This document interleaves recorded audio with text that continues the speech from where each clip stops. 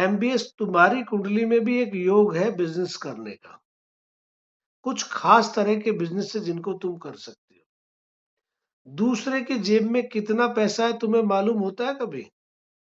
अगर तुम्हारी कुंडली ओरिजिनल है तो ऐसे व्यक्ति को दूसरे की जेब का पैसा मालूम होता है कि दूसरा कौन है, सामने वाला कौन है, सातवां घर।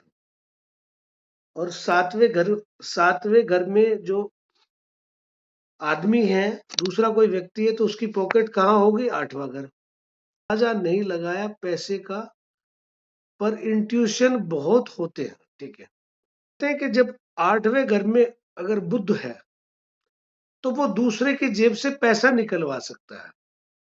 तो ऐसे काम जिनमें इन्वेस्टमेंट का काम होता है, जैसे इंश्योरेंस का काम है, क्या बोलते हैं, म्यूचुअल फंड।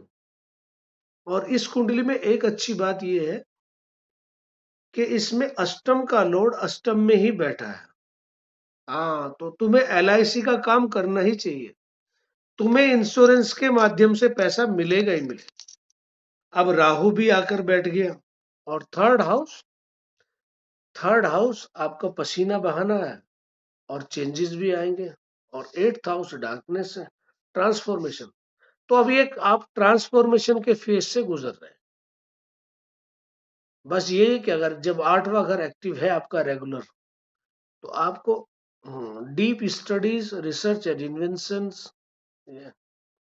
और सेल्फ एनालाइजिंग, डायग्नोसिस करना, चीजों को ट्रांसफॉर्मेशन करना, ये सब करना चाहिए। तंत्र भी यही है, ज्योतिष भी यही है। साहु तो थर्ड हाउस में है अभी, और शनि तुम्हारे अगले 10 महीने के लिए सेकंड हाउस में है, और गुरु फोर्थ हाउस में है। ऑलमोस्ट तुम्हारे लिए ये सारा का सारा अच्छा ही है। बस शनि थोड़े मार्केश है इस समय तुम्हारे। नहीं, आठवां घर एक्टिव है, तंत्र तो सोचोगे ही।